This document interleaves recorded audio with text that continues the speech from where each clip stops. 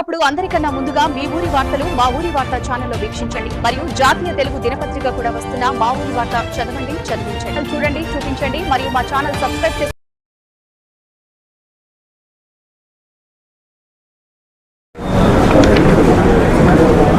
YSR Congress party అధ్యక్షులు మాజీ ముఖ్యమంత్రి శ్రీ వైఎస్ జగన్మోహన్ రెడ్డి గారి భీమవరం పర్యటనకు సంబంధించి ఈరోజు ఉమ్మడి పశ్చిమ గోదావరి జిల్లా అలాగే తూర్పుగోదావరి జిల్లా కృష్ణా జిల్లాకు సంబంధించినటువంటి ముఖ్య నాయకులందరూ కూడా ఈరోజు వారి పర్యటనకు సంబంధించినటువంటి విషయాలన్నీ మాట్లాడడానికి ఈరోజు అందరూ కూడా కలవడం జరిగింది. మీ అందరూ తెలుసు, గడిచినటువంటి నెలలో రాష్ట్రంలో ముఖ్యమైనటువంటి ఆక్వా రంగానికి సంబంధించినటువంటి సంఘ ప్రతినిధులతో రైతులతో జగన్మోహన్ రెడ్డి గారి తాలూకా వారితో ముఖాముఖి కార్యక్రమం జరగడం, గడిచినటువంటి 2 సంవత్సరాలుగా వారు పడుతున్నటువంటి ఇబ్బందుల్ని జగన్మోహన్ రెడ్డి గారి దృష్టికి తీసుకొని రావడం, ఆ సమావేశం సాక్షిగా ప్రభుత్వం మీద ఒత్తిడి తీసుకొచ్చేటువంటి విధంగా ప్రభుత్వానికి కూడా జగన్మోహన్ రెడ్డి గారికి గడువు ఇవ్వడం, లేని పక్షంలో నేరుగా నేనే భీమవరం వస్తాను, అక్కడ ఉన్నటువంటి రైతాంగంతో కలిసి ప్రభుత్వం మీద ఒత్తిడి తీసుకొచ్చేటువంటి కార్యక్రమం చేపడతాననేటువంటి మాట గడిచినటువంటి మాసం జరిగినటువంటి సమావేశంలో వారు చెప్పడం జరిగింది. అందులో భాగంగానే రేపు 15వ తారీఖున పార్టీ అధ్యక్షులు శ్రీ జగన్మోహన్ రెడ్డి గారు భీమవరం రావడం, ఈ పరిసర ప్రాంతాల్లో ఉన్నటువంటి రైతాంగంతో ఆక్వా రైతులందరితో కూడా వారు కలిసి చర్చించి ప్రభుత్వం మీద మరింత ఒత్తిడి తీసుకొచ్చేటువంటి కార్యక్రమాన్ని చేపట్టడం జరుగుతూ ఉంది. గడిచినటువంటి 4-5 మాసాలుగా పెద్ద ఎత్తున రాష్ట్రంలో దాదాపు 3 లక్షల మంది ఆక్వా రైతులు ఉన్నటువంటి రాష్ట్రం, దాదాపు 4.5 లక్షల ఎకరాలు సాగు జరుగుతున్నటువంటి ఆక్వా రంగం సాగు జరుగుతున్నటువంటి రాష్ట్రం, దేశంలో సీఫుడ్ ప్రొడక్షన్ చేసి ఎక్స్పోర్ట్ చేస్తున్నటువంటి దాంట్లో దాదాపు 40% ఒక్క ఆంధ్రప్రదేశ్ రాష్ట్రం నుంచే ఎక్స్పోర్ట్ అవుతున్నటువంటి ఘనత ఈరోజు ఆంధ్రప్రదేశ్ రాష్ట్రానికి ఉంది. అటువంటి ఆక్వా రంగం ఈరోజు సంక్షోభంలో ఉంటే చంద్రబాబు నాయుడు గారి ప్రభుత్వం మొద్దునిద్ర వహిస్తూ ఉంది. ఏ రకంగా కూడా ఆదుకోవాలనేటువంటి తాపత్రయం కానీ, వాటిని ఏ రకంగా కాపాడాలనేటువంటి ప్రయత్నం కానీ ప్రభుత్వం చేయకపోవడం అనేటువంటిది సిగ్గుచేటు.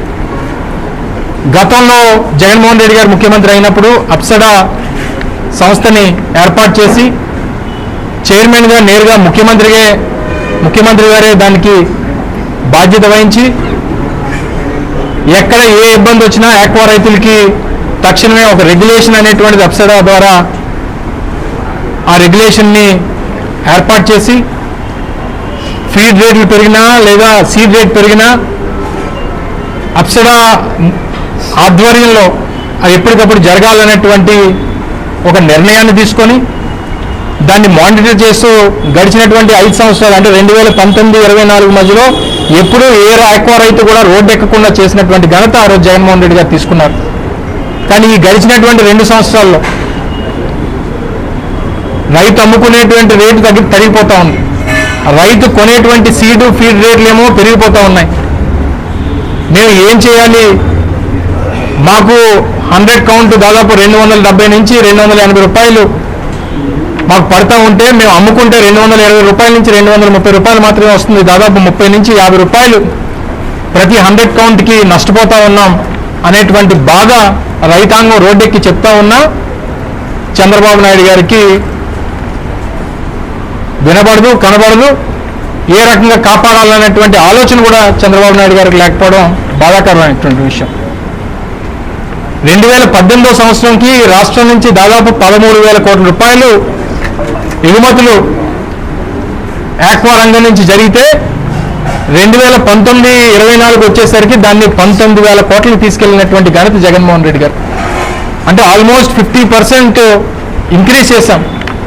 ఈ రెగ్యులేషన్ ద్వారా మరింత ఆక్వా రంగంలోకి వద్దామనుకున్నటువంటి వారిని ఆకర్షించేటువంటి కార్యక్రమాన్ని చేశాం. దేశానికే తలమానికంగా ఉన్నటువంటి ఆంధ్ర రాష్ట్రం ఆక్వా రంగంలో మరింత ముందుకు తీసుకెళ్లాలనేటువంటి ప్రయత్నం ఆ రోజు ప్రభుత్వంలో జరిగితే ఈరోజు ఆ రంగానికి సప్లై చేస్తున్నటువంటి 4-5 కంపెనీలకు సంబంధించినటువంటి వ్యక్తులు ఏ రకంగా బాగుపడాలనేటువంటిది చంద్రబాబు నాయుడు గారి తాలూకు తాపత్రయం. దాదాపు 14-16 రూపాయలు ఫీడ్ రేట్ పెంచుతారు. చంద్రబాబు నాయుడు గారు మీటింగ్ పిలుస్తారు. ఇప్పుడే వాసుబాబు గారు చెప్పారు, పిలిచి మీరు ఏ రకంగా పెంచుతారో 4 రూపాయలు తగ్గించండి అంటాడు. ఆయన 4 రూపాయలు చెప్తే వీళ్ళు 2 రూపాయలు తగ్గిస్తారు. తీరా ప్రతి వనాన్ని మీద దాదాపు 10 రూపాయలు, టైగర్ ప్లాంట్ ఫీడ్ మీద దాదాపు 12 రూపాయలు, ఇలా పెంచుకుంటూ పోతే సామాన్యమైనటువంటి రైతు దాదాపు 3 లక్షల మంది రైతులు ఈ రంగం మీద ఆధారపడినటువంటి వారి కుటుంబాలు ఏమైపోతాయనేటువంటి కనీస ఆలోచన ప్రభుత్వానికి లేకపోవడం చాలా సిగ్గుచేటు. అందుకనే వారి తాలూకా బాధని, వారి కష్టాన్ని, వారి నష్టాన్ని ఈ ప్రభుత్వం మీద ఒత్తిడి తీసుకుని వచ్చి వారికి న్యాయం చేయాలనేటువంటి ఉద్దేశంతోనే రేపు జగన్మోహన్ రెడ్డి గారి తాలూకా ఈ కార్యక్రమం అని చెప్పి సందర్భంగా తెలియజేస్తా ఉన్నాం. రెగ్యులేషన్ ఉండాల్సినటువంటి ప్రభుత్వం, వాటిని అదుపులో పెట్టాల్సినటువంటి ప్రభుత్వం ఈరోజు ఆ సంస్థలకి కొమ్ము కాసేటువంటి విధానం ఈరోజు రాష్ట్రంలో చూస్తూ ఉన్నాం. దానికి అనేక కారణాలు ఉన్నాయి. ఆ కారణాలన్నిటికీ ఈ రాష్ట్రంలో ఉన్నటువంటి ఎక్కువ రైతాంగానికి ఆ కారణాలన్నీ కూడా తెలుసు. 3 లక్షల మంది రైతులు ముఖ్యమా, 4.5 లక్షల ఎకరాలు ఈ ఎక్కువ వ్యవసాయం ముఖ్యమా, లేదా 4-5 కంపెనీలు ముఖ్యమా అంటే చంద్రబాబు నాయుడు గారికి నాకు 4-5 కంపెనీలే ముఖ్యం అనేటువంటి విధానం కనబడతా ఉంది. రైతాంగాన్ని కాపాడు ఓ పక్క ఎక్కువ రంగం. నిన్ననే జంగారెడ్డిగూడెం ఆ ప్రాంతంలో పొగాకు రైతాంగానికి సంబంధించినటువంటి వారు కష్టాలు బయటపడతా ఉన్నాయి. ఒక పక్క ఎక్కువ రైతులు సీజన్ వస్తే యూరియా దొరక్క వ్యవసాయం చేసేటువంటి రైతాంగం. ఏ ఒక్క రంగం బాగుపడింది 2 సంవత్సరాల్లో అంటే ఏ ఒక్క రంగం కూడా లేదు అనేటువంటి పరిస్థితులు ఈరోజు రాష్ట్రంలో ఉన్నాయి. కానీ చంద్రబాబు నాయుడు గారి మాటలు మాత్రం కోటలు దాటిపోతూ ఉన్నాయి. అన్నీ బ్రహ్మాండంగా ఉన్నాయంటారు, వ్యవసాయం సూపర్ అంటాడు, లా అండ్ ఆర్డర్ సూపర్ అంటారు, అన్నీ బాగున్నాయి. కానీ ప్రజలు మాత్రం సంతోషంగా లేరు. ఏదన్నా వైఎస్ఆర్ కాంగ్రెస్ పార్టీ ప్రశ్నిస్తే గొడ్డలు అంటాడు, తల్లి అంటాడు, చెల్లి అంటాడు. కేవలం ఆయన ప్రతి సమావేశం, ఈరోజు కూడా ఎక్కడో కర్నూలు జిల్లాలో మాట్లాడుతూ మళ్ళీ ఏ సమావేశానికి వెళ్ళినా జగన్మోహన్ రెడ్డి గారు గొడ్డల పార్టీ లేకపోతే ఇంకోటో నిత్యం విమర్శలే తప్ప ప్రజా సమస్యల్ని ఏ రకంగా పరిష్కరించాలన్నటువంటి ఆలోచన ఈ ప్రభుత్వానికి, ముఖ్యమంత్రి గారికి లేకపోవడం చాలా శోచనీయం. తప్పకుండా ఈ ఒక్క అంశమే కాదు, నిన్న మత్స్యకారులు వేటకెళ్ళి 6 తప్పిపోయినటువంటి పరిస్థితుల్లో దాని మీద స్పందించరు, ఒక మంత్రి రాడు, ప్రభుత్వం స్పందించరు. ఈ పరిస్థితుల్లో అనేక రంగాలు, అన్ని రంగాలు ఈరోజు నిర్వీర్యం అయిపోయి ఉన్నటువంటి రాష్ట్రంలో ఎట్టి పరిస్థితుల్లో దానికి ఈ రాష్ట్రంలో ప్రజల్ని కాపాడేటువంటి ఏకైక నాయకుడు ఒక్క జగన్మోహన్ రెడ్డి గారు అనేటువంటి ఆలోచనకి రాష్ట్ర ప్రజలందరూ వచ్చారు. అందుకనే వారి పక్షాన్ని నిలబడి పోరాటం చేయడానికే ఈ కార్యక్రమాలన్నీ కూడా జగన్మోహన్ రెడ్డి గారు చేపడతా ఉన్నారు. అందులో భాగంగానే రేపు 15వ తారీఖు భీమవరం పర్యటన కూడా జరగబోతా ఉంది. ఎక్కువ రంగానికి, ఎక్కువ రైతులకి ఓ భరోసాని ఇవ్వడానికి, ప్రభుత్వం మీద ఒత్తిడి తీసుకురావడానికి, తప్పకుండా ప్రభుత్వం మెడలు వంచి ఎక్కువ రైతాంగానికి న్యాయం చేసేటువంటి విధంగా ఈ పర్యటన ఉండబోతా ఉంది అనేటువంటి విషయాన్ని మరొకసారి ఈ సందర్భంగా తెలియజేస్తా ఉన్నాం. పూర్తి పర్యటన వివరాలు, మిగిలినటువంటి విషయాలన్నీ కూడా పెద్దలు పార్టీ అధ్యక్షులు ప్రసాదరాజు గారు మీకు వివరించడం జరుగుతుంది. Thank you. గారి ప్రభుత్వంలో రాష్ట్ర ప్రజల్ని దోచుకునేటువంటి అన్ని వ్యవస్థలు చంద్రబాబు నాయుడు గారి వెనకాల దాక్కుని పనిచేస్తున్నటువంటి పరిస్థితులు. చంద్రబాబుని ముందు పెడతారు, చంద్రబాబు బొమ్మను ముందు పెడతారు, చంద్రబాబు వెనకాల ఆయన నీడలో చేరి రాష్ట్రంలో ఉన్నటువంటి ప్రతి వర్గాన్ని దోపిడీ చేసేటువంటి ప్రతి వర్గం చంద్రబాబు కన్సర్న్లోనే ఉంటాయి. ఈ రాష్ట్రంలో ఉన్నటువంటి అందరినీ దోచుకునేటువంటి విద్యా వ్యాపారం, వారు వీరు లేదు, ఆ కులం లేదు, ఈ మతం లేదు, అంటే వారి వరుసలు ఉండవు, కులం గోత్రం ఉండదు, మతం అడ్డు ఉండదు. ఏ మతం వాడైనా వాళ్ళకి ఒకటే, దోచుకోవటమే పని. నారాయణ కాలేజీ చైతన్య కాలేజీ, భాష్యం కాలేజీ, భవిష్య కాలేజీ, విజ్ఞాన కాలేజీ, విజ్ఞాన school, Narayana school, Chaitanya school. అది ఏ స్కూల్ అయినా, ఎవరైనా, బడైనా, కాలేజీ అయినా మొత్తం చంద్రబాబే. ఎలక్షన్లో చంద్రబాబు నాయుడికి పెట్టుబడి ఇస్తారు, లంచం ఇస్తారు. ఎలక్షన్ ఖర్చుల కింద వందల వేల కోట్ల రూపాయలు చంద్రబాబుకు సాయం చేస్తారు, చంద్రబాబుని గెలిపిస్తారు. చంద్రబాబుని అడ్డం పెట్టి లక్షల కోట్లు దోచుకుంటారు. చంద్రబాబు మాట్లాడు, చదువు ప్రభుత్వానికి ఏం బాధ్యత, ప్రైవేట్ది బాధ్యత అని చెప్తాడు. అంటే దోచుకోవడం మాత్రమే వీళ్ళ బాధ్యత. ఇక రెండవ దోపిడీ రంగం ఆక్వా రంగం. ఆక్వా రంగంలో ఆ కులం లేదు, ఈ కులం లేదు, ఆ మతం లేదు, ఈ మతం లేదు, అందరూ సాగులో ఉంటారు. ఇచ్చాపురం నుంచి తడదాకా, ఇచ్చాపురం నుంచి తడదాకా ఉన్నటువంటి తీర ప్రాంతం మొత్తం కూడా ఎన్ని సామాజిక వర్గాలు ఉన్నాయో, ఎన్ని మతాలు ఉన్నారో అందరూ కూడా రొయ్యలు, చేపల మీద ఆధారపడి బతుకుతున్నారు. ఎలక్షన్ల ముందు అవంతి, సంధ్య, దేవి, ఆ చెమ్మచెక్క, ఈ చెమ్మచెక్క అన్ని కంపెనీలు చంద్రబాబుకి సందాలు ఇస్తారు. వారు మీరు లేదు. ఇక వాళ్ళు రొయ్యలకి, చేపలకి పనికొచ్చేటువంటి పిల్లలు వాళ్ళే సప్లై చేస్తారు, వాళ్ళే పుట్టిస్తారు. ఈ కంపెనీలే వాళ్ళే రైతులకు ఇస్తారు. పిల్లలకి నులి మేత వేసేటువంటి మేత వాళ్ళే తయారు చేస్తారు. నెల రోజులు దాటిన తర్వాత మేత వాళ్ళే తయారు చేస్తారు. 2 నెలలు దాటిన తర్వాత వాళ్ళే తయారు చేస్తారు. 4 నెలలు దాటిన తర్వాత మేత వాళ్ళే తయారు చేస్తారు. మధ్యలో రోగం వస్తే రోగానికి మందు వాళ్ళే తయారు చేస్తారు. అలాగే వీళ్ళు పట్టుకొని దాన్ని అమ్మాలంటే వాళ్ళే కొంటారు. మళ్ళీ అమెరికాకి పంపాలన్నా వాళ్ళే పంపుతారు. మళ్ళీ అమెరికాలో కొనాలన్నా వాళ్ళే కొంటారు. అమెరికాలోంచి కొట్లుకి వేయాలన్నా వాళ్ళే వేస్తారు. మొత్తం చంద్రబాబు బ్యాచే. అంటే రొయ్య పిల్లలో దోచుకుని, చేప పిల్లలో దోచుకుంటే తృప్తి కలగట్లా, మేతలో తృప్తి కలగట్లా దోచుకున్నది. ఆఖరికి పంటలో కూడా దోచుకునేటువంటి పరిస్థితి. ఎన్నికల్లో వీళ్ళందరూ కూడా చంద్రబాబు నాయుడికి 1000-2000 కోట్లు సందాయిస్తారు.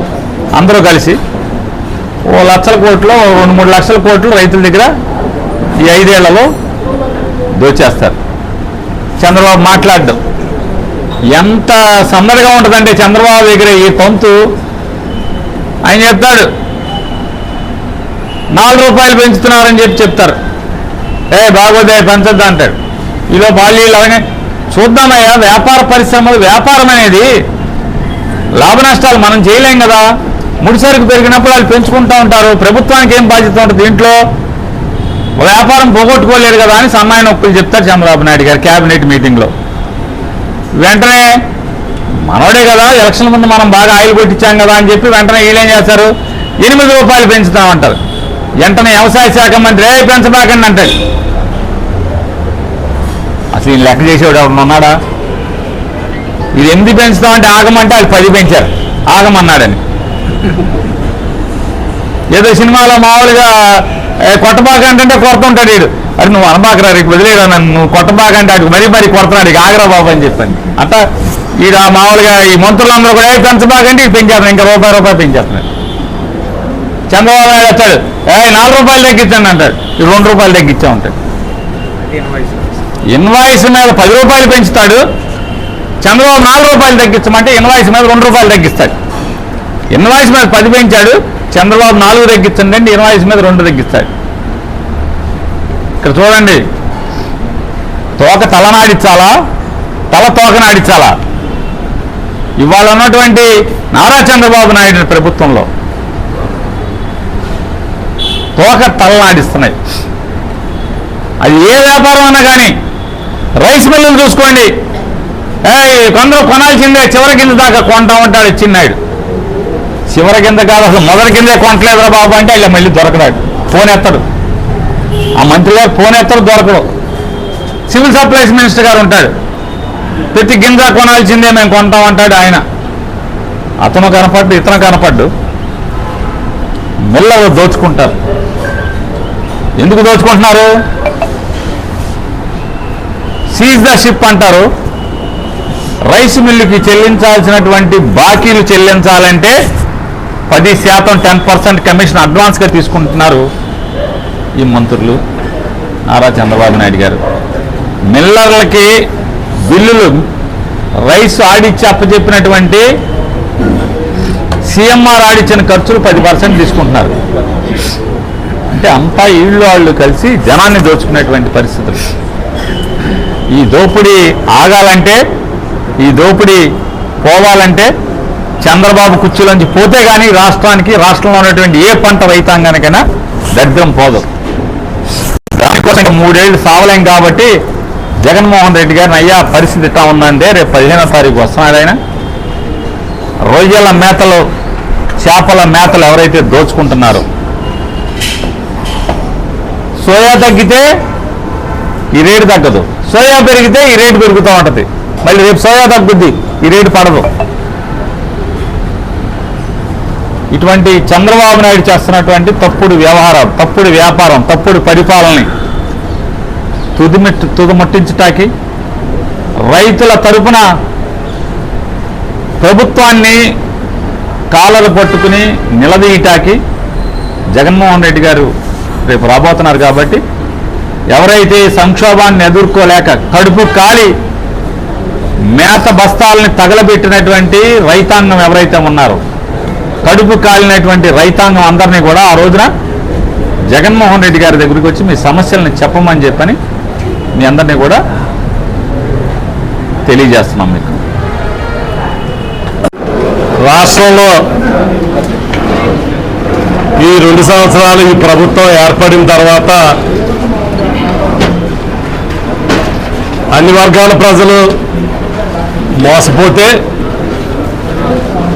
వెన్నుపోటు పొడవపోతే, ఇవాళ 30-40 సంవత్సరాల ఆక్వా పరిశ్రమ చరిత్రలో రొయ్యల రైతులు మోసపోయి నష్టపోయి మొదటిసారి రోడ్డెక్కినటువంటి సందర్భం ఈరోజు చూస్తా ఉన్నాం. ఎందుకనంటే వ్యవసాయ రంగానికి ఏ ప్రభుత్వాలైనా సహకారం అందించారు గతంలో, కానీ ఆక్వా రంగానికి మొట్టమొదటిసారి జగన్మోహన్ రెడ్డి గారే సహకారం అందించారు. ఒక పక్క కరెంటు సబ్సిడీ రూపాయలకే ఇవ్వటం, 2 అప్సడా చట్టాన్ని తీసుకురావటం, ఎవరైనా ఈ ఫీడ్ రేట్లు పెంచినా, క్వాలిటీ సీడ్ ఇవ్వకపోయినా, మార్కెట్ అప్ అండ్ డౌన్స్ వచ్చినా ప్రభుత్వమే బాధ్యత తీసుకుని రైతులు ఆదుకునేటువంటి చట్టాన్ని మొట్టమొదటిసారి భారతదేశంలో జగన్మోహన్ రెడ్డి గారు తీసుకురావడం జరిగింది. ఈ తీర ప్రాంతంలో ఏవైతే ఆక్వా నియోజకవర్గాలు ఉన్నాయో ఇంటిగ్రేటెడ్ ఆక్వా ల్యాబ్స్ని కూడా పెట్టి రైతులకి మొట్టమొదటిసారి సహకారం అందించినటువంటి ప్రభుత్వం జగన్మోహన్ రెడ్డి గారు. కానీ ఈ రోజున ఈ ప్రభుత్వం ఏర్పడినాక ఎన్నికల ముందు చెప్పినటువంటి మాటని నిలబెట్టుకోక రైతుల్ని వెన్నుపోటు పొడిచినటువంటి పరిస్థితి చూస్తూ ఉన్నాం. ఒక పక్క ఫీడ్ రేట్లు పెంచి 2 సార్లు ఫీడ్ రేట్లు పెంచి రొయ్య ధరలు తగ్గించి సిండికేట్ వ్యవస్థగా మారి ఈ ప్రభుత్వం రైతుల పక్షాన నిలవక ఎవరైతే యాజమాన్యాల పక్షాన ఉన్నారో వారి పక్షాన ప్రభుత్వం అండగా ఉండటం వల్ల ఈ రోజున రైతులందరూ కూడా తీవ్రమైనటువంటి సంక్షోభాన్ని ఎదుర్కొంటూ ఉన్నారు. ప్రభుత్వం మీద ఒత్తిడి తేవడానికి రైతులందరూ రోడ్డెక్కారు, ఎన్నో నిరసన కార్యక్రమాలు చేపట్టారు. క్రాప్ హాలిడే దిశగా కూడా రైతులు పయనించేటువంటి పరిస్థితి ఏర్పడింది. ఎందుకంటే అత్యధిక ఆదాయము ఇస్తున్నటువంటి ఆక్వా రంగాన్ని ఈ ప్రభుత్వం ఈ సిండికేట్కి వత్తాసు పలకడం వల్ల రైతాంగం నష్టపోతూ ఉంది. దీన్ని జగన్మోహన్ రెడ్డి గారు దృష్టికి తీసుకెళ్లడంతో మరి ఈ రోజున జగన్మోహన్ రెడ్డి గారు ఒక భరోసా, ఎందుకంటే గతంలో మొదటి అడుగు ఆక్వా రంగానికి చేయూత జగన్మోహన్ రెడ్డి గారి ప్రభుత్వం. ఈ రోజున ఈ అన్యాయానికి గురవుతున్నటువంటి రైతుల పక్షాన రేపు పశ్చిమ గోదావరి జిల్లాలో 15వ తారీఖున భీమవరంలో ఉండి బైపాస్లో రైతులందరితోటి ఇంటరాక్షన్, రైతులను కలిసి ఈ ప్రభుత్వం మీద ఒత్తిడి తెచ్చేటువంటి కార్యక్రమానికి మరి ఆయన మొన్న చెప్పినటువంటిగానే 1వ తారీఖున వస్తానని చెప్పారు. మరి అదే 1వ తారీఖు దాకా గడువు ఇవ్వటం జరిగింది. ఈ ప్రభుత్వం రైతుల పక్షాన్ని నిలవకుండా ఎవరైతే ఫీడ్ యాజమాన్యాల పక్షాన నిలబడింది, వారు ఇచ్చినట్టు మొన్న గతంలో ఎప్పుడైనా జగన్మోహన్ రెడ్డి గారి ప్రభుత్వంలో ఫీడ్ పెంచడానికి ప్రయత్నిస్తే జగన్మోహన్ రెడ్డి గారు జే ట్యాక్స్ వేస్తున్నారని విమర్శించేవారు.